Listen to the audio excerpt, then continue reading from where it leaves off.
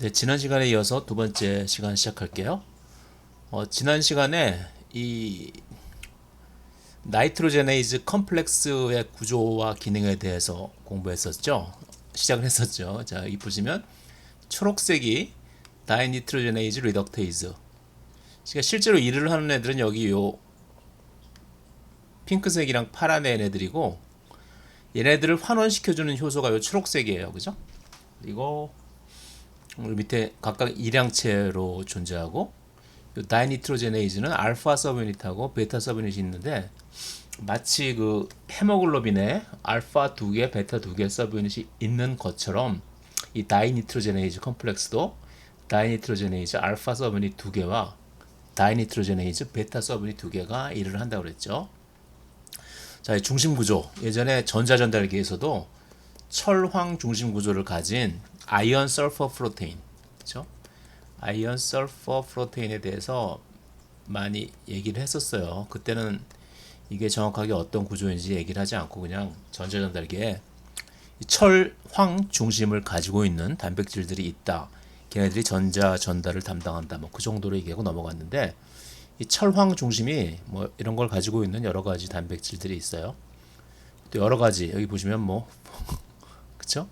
여기는 4FE, 4S 그리고 뭐 4FE, 3S가 두 개가 모여서 8FE, 7S가 된다. 뭐 이런 식으로 뭔가 복잡한 것 같은데 사실 알고 보면 별게 아니에요. 단백질의 안에 프로스테틱 그룹이라고 그죠?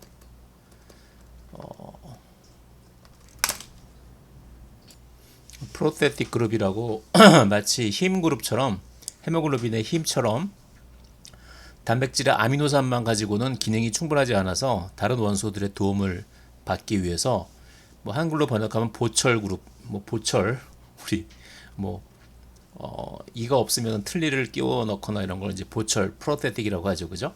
그런 것처럼 단백질의 아미노산만으로는 단백질의 기능이 부족할 때 다른 원소들을 사용해서 뭐 금속 이온이라든가 이런 걸 사용해서 단백질의 기능을 보강해 주는 그러한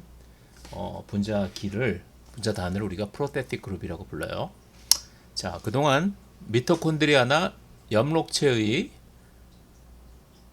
전자전달기에 등장하는 FES 철황 산화 환원 중심 리덕스 센터를 가진 철황 단백질에 대해서 구경만 했었지.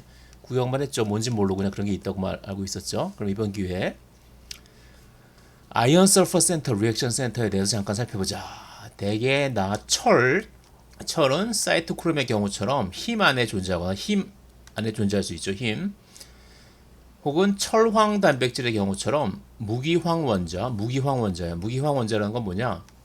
아미노산 중에 황을 가지고 있는 아미노산 두 개가 있죠. 시스테인과 그렇죠? 메타이오닌 두 개가 있죠.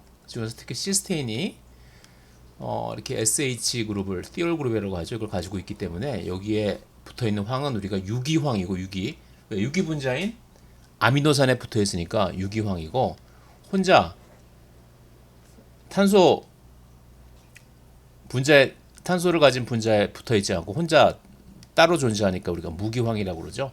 우리 인산도 이렇게 혼자서 돌아다니면 우리가 무기인산이라고 하죠. 그죠? 무기인산. 그런 것처럼 유기 분자에 연결되지 않은 무기황 원자 또는 아미노산 시스테인 잔기와 결합하여 있다. 그죠? 시스테인 잔기에 여기 SH가 있으니까.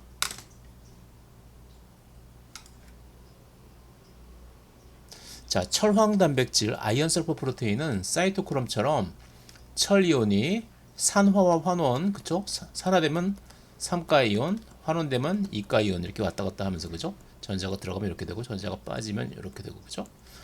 전자 한 개의 전달에 관여한다. 철황 단백질이 가지고 있는 아이언 설퍼 센터 철황 중심은 이제 보게 될 몇 가지 종류가 있다. 어떤 게 있을까? 4FE, 4S 를 가지고 있는 놈도 있고 여기는 단일 철 이온 중심이다. 철 이온 한 개가 철황 단백질의 시스테인 잔기 4개와 결합하고 있다. 그러니까 시스테인 잔기에 있는 얘는 이 설퍼는 이 황은 이 철황 중심에 여기 숫자에 카운트할 때 사용하지 않아요. 그러니까 이건 단순 싱글 아이언 리덕스 센터인 거예요. 그쵸? 얘네들은 카운트를 하지 않는다. 그쵸? 단일 철 이온 중심이고, 저 시스테인 보면은 여기 이렇게 여기 SH가 있죠. 그죠? 그쵸? 그래서 얘를 가지고 있는 얘는 얘의 황은 계산하지 않는다. 자, 이번에 보시면은 여기는 2Fe, 2S 중심이야. 2F, 2SE 리덕스 센터인 거죠. 무기황, 여기 노란색으로 표현해. 똑같은 황인데 혼자 돌아다니는 무기황은 노랗게 색칠을 했고 시스테인의 황은 이렇게 주황색으로 색칠을 했어요. 얘네들은 카운트하지 않는다 그랬죠. 그러니까 무기황 2개, 하나, 2개와 철이온 하나, 2개. 그래서 2Fe, 2S 리덕스 센터. 그렇죠? 무기황 노란색과 시스테인의 황 주황색이 철이온과 배위 결합을 하고 있지. 여기서 시스테인의 황은 계산하지 않고 무기황만 세워서 2Fe, 2S 중심 이런 구조를 가지고 있다고 생각하시면 돼요. 자, 이거 알죠? 이렇게 되어 있는 거는 이 지면 바깥으로 튀어나가는 방향 입체적으로 생각하시면 돼요. 얘는 저 뒤쪽으로 들어가는 방향 이런 식으로의 구조를 가지고 있다. 다들 아시죠? 그죠? 자, 나는 위에 다이니트로제네이즈 리덕테이즈 어디 있어? 다이니트로제네이즈 리덕테이즈 여기 있죠, 여기 얘가 가지고 있는 4Fe, 4S 중심이다. 자, 앞 페이지에 다이니트로제네이즈 4량체가 가지고 있는 8Fe, 7S 중심은 나와 같은 모양 두 개가 한 꼭지점에 S를 공유한 형태이자 보시면은 정육면체 스타일이죠. 정육면체 스타일인데 정육면체 모양으로 생겼는데 여기 보시면은 정육면체 이렇게 그렇죠?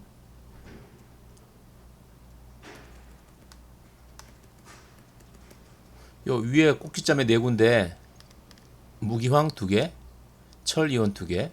요 밑에 꼭지점 여기 네 군데 무기황 2개, 철 이온 2개 이런 식으로 연결이 되어 있는 거죠. 그런데 요건 나란한 모양 2개. 요 똑같은 게 요 한 꼭지점에 여기 S가 있잖아요. 요거를 2개가 이렇게 연결이 되면은 이건 뭐다?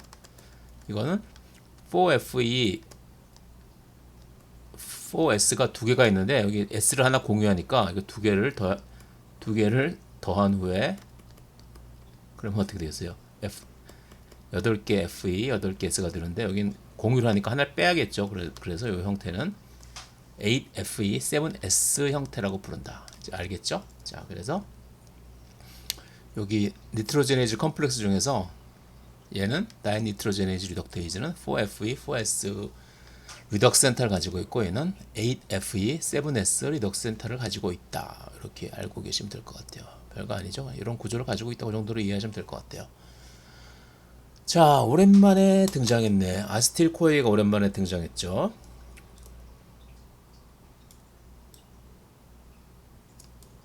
자, 우리 파이루베이트와 아스틸 코에이 TCA 회로에 처음 들어갈 때 이 아세틸 코에이가 만들어질 때 이 코엔자임에 의하고 파이루베이트하고 옥시다티브 디카르복실레이션에 의해서 여기 CO2가 떨어져 나가면서 이 케톤 카본이 이제 카르복실릭 애시드로 산화되면서 그 산화된 전자를 누가 가져가죠?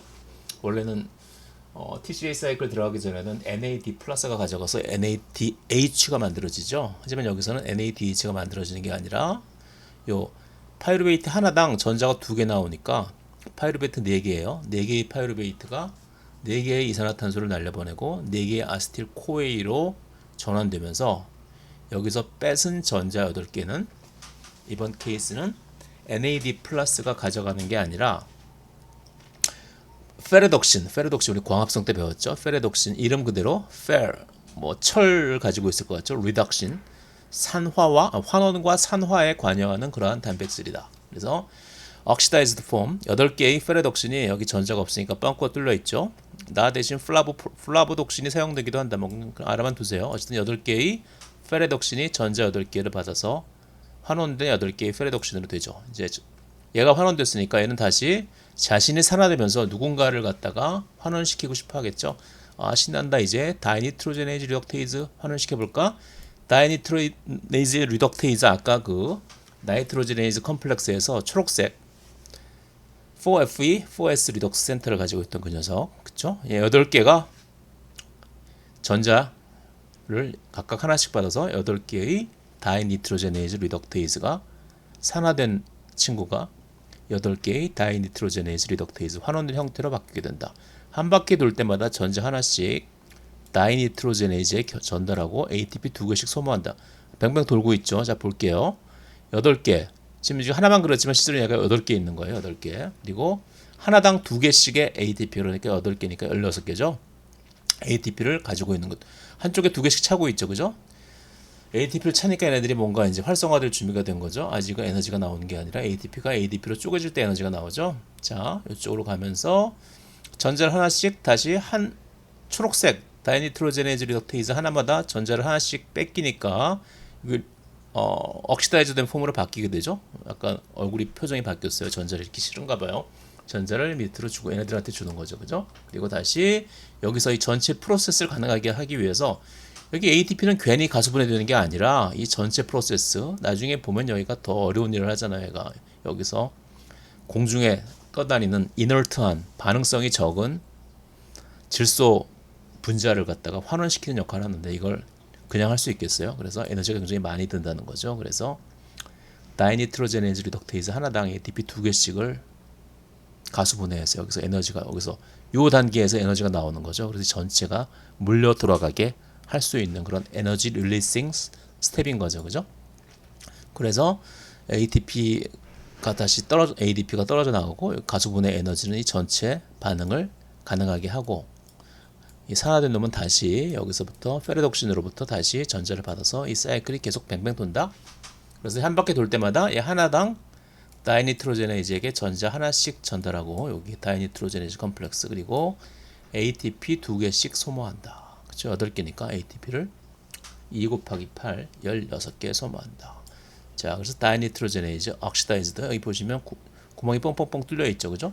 P 클러스터와 철 몰리브데늄 중심에 전자가 전달되는 과정은 아직 잘 밝혀지지 않았다. 복잡하니까 몰라도 된다는 거죠. 그죠? 어쨌든 이 구멍 하나, 둘, 셋, 넷, 다섯, 여섯, 일곱, 여덟 개 8번 돌면서 전자 8개 몽땅 받고 다이니트로제네이즈가 리듀스드 환원되었어요.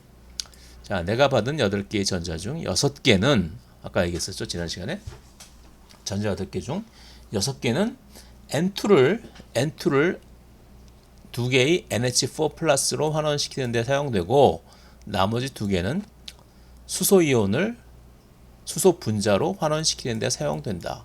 이야 드디어 내가 생겼다. 드디어 N2가 이거 생긴 거죠. 그죠?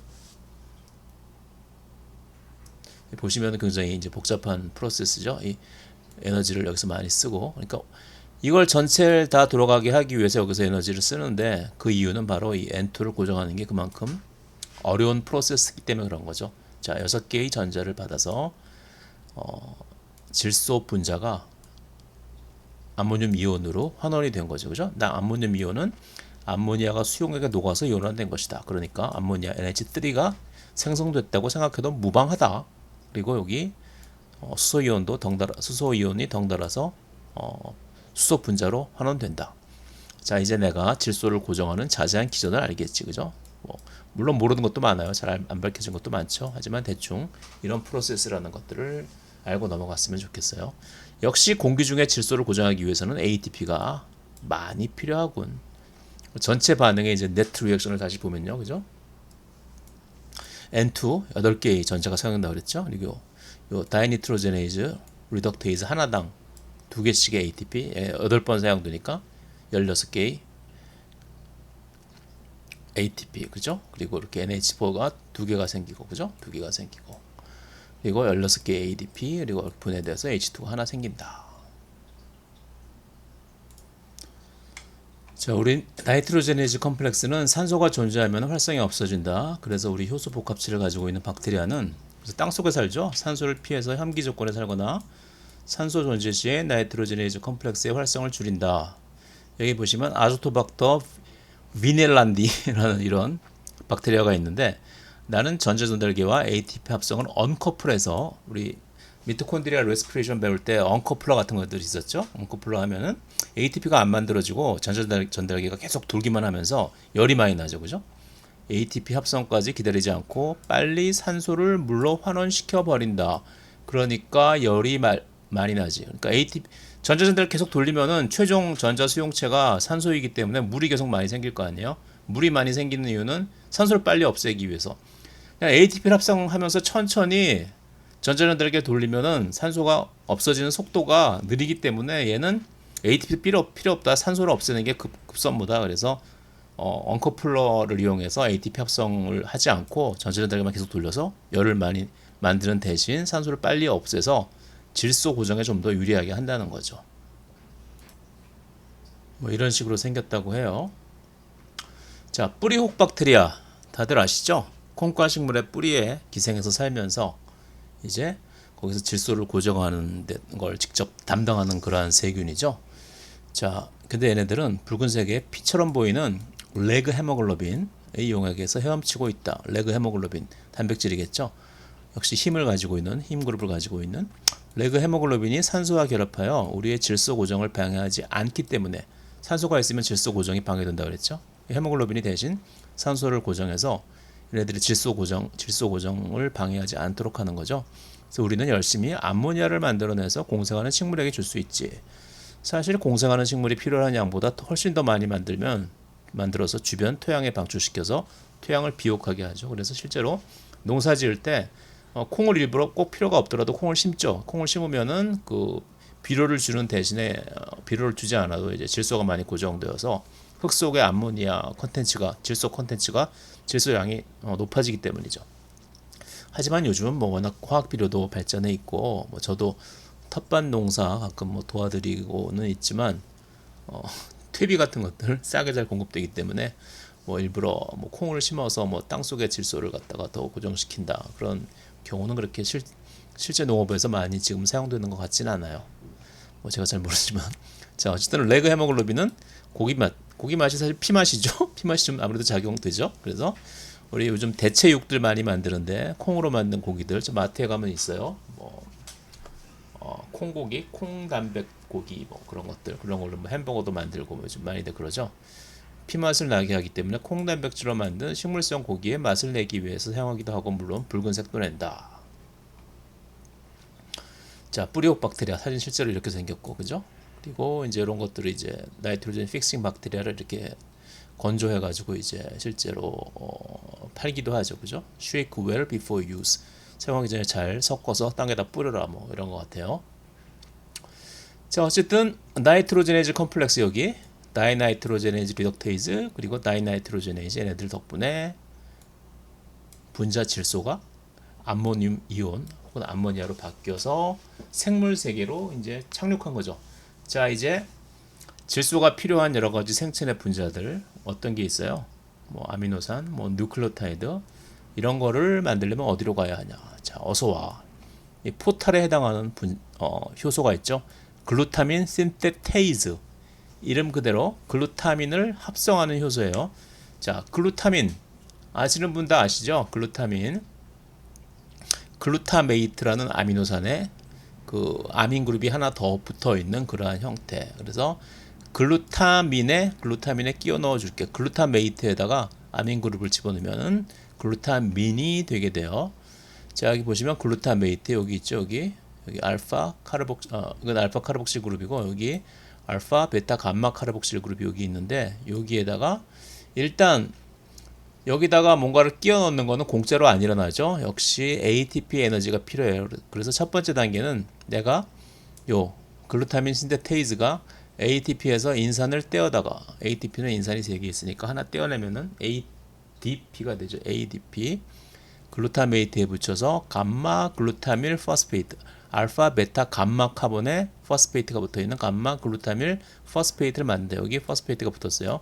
카르복실릭 애시드에 인산화가 되는 거 사실 흔하지 않은데 이렇게 가끔 감마 글루타밀 포스페이트. 그러면 여기서 요걸 다시 유리해내면서 또 포스페이트를 다시 떼어내면 또 델타 G가 또 네거티브가 되겠죠. 그죠? 여기서 한 번 더 델타 G 네거티브. 그죠? 여기서 한 번 더 델타 G 네거티브. 그러니까 이 어려운 반응을 가능하게 하기 위해서 이걸 ATP를 가수분해시키고 또 포스페이트에 붙였다 또 한 번 떼어내는 거죠. 떼어낼 때 포스페이트가 떨어져 나가면서 또 자유도가 늘어나니까 전체 반응이 엑설고닉한, 그쵸? 리액션이 되겠죠. 그래서 이때 그 틈을 타고 그 에너지를 이용해서 이 암모니아를 갖다 여기다 집어넣는다.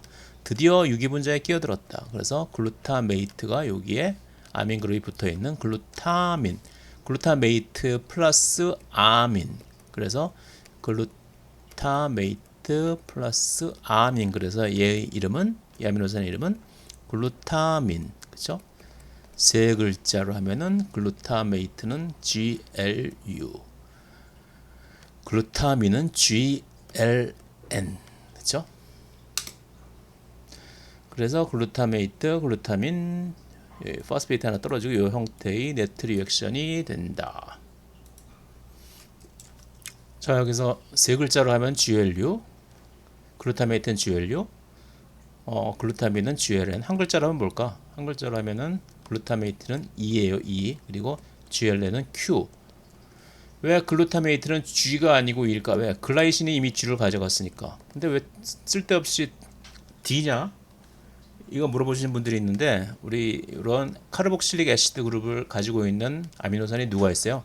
아스파르틱 애시드 있죠? 아스파르틱과 글루타메이트 두 개가 각각 카르복실 애시드 그룹을 R 그룹에 가지고 있는 그런 아미노산인데, 아스파르틱 애시드를 한 글자로 하면 D예요, D. 왜냐하면 아스파르틱 애시드 믿거나 말거나 하는데, 아스파르틱 애시드 할 때 빨리 발음하면 아스파르틱 애시드처럼 D 발음이 난다 그래서 D래요.